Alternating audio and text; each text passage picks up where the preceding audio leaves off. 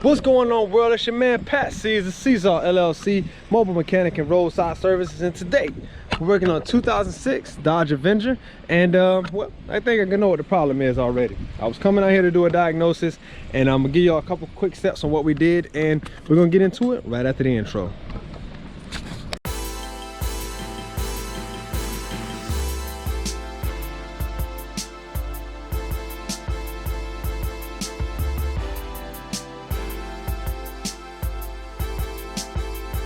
So first, I'm gonna let you guys hear how this sounds.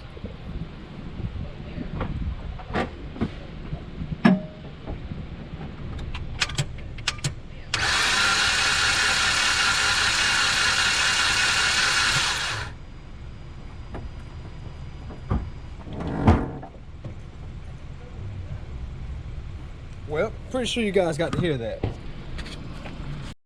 Now, I stupidly left my compression gauge, but I already knew what the problem was. As soon as I got here, first thing first, check the oil. I called, asked the customer what was happening.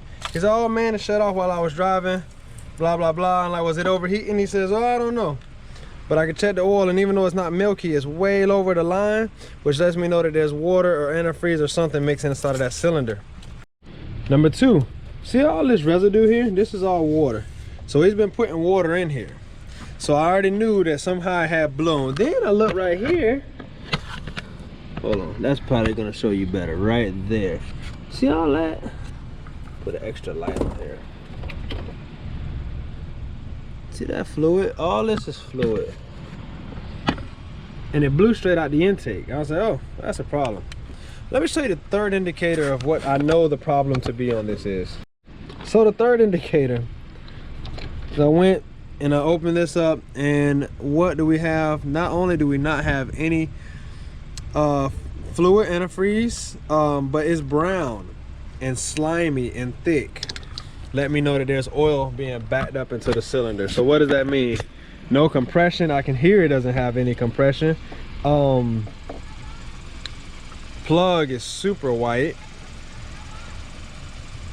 It's mixing oil and water somewhere. Safe thing to say, without even going any further. I have to go and rent out a compression tester because I don't have it on me, but I'm like 1000% sure he has a blown head gasket, possibly a warped head. I asked him if it overheated before it shut off. He says, oh, I don't know, I wasn't paying any attention. Great job. So yeah, not paying attention will cause you to have a situation like this.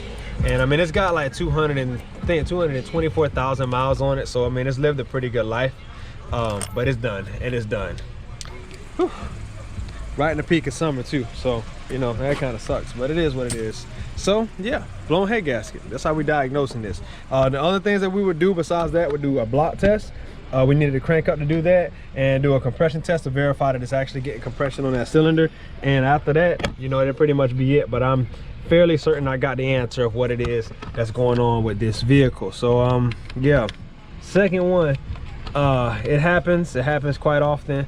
It sucks that it does happen when it does, but you know, it's cool because then I get to do a motor swap and, you know, curse out the cars and then get paid. So thank you guys for watching. Like, share, subscribe. 3 tips to help you guys find a blown head gasket or a cracked cylinder head without using any special tools. But that comes back down to know-how, to be honest with you, so because I've been doing it for so long. So hope you guys find this informative and educational. And yeah, till next time, mi gente, be pro mundo beneficio siempre. Peace.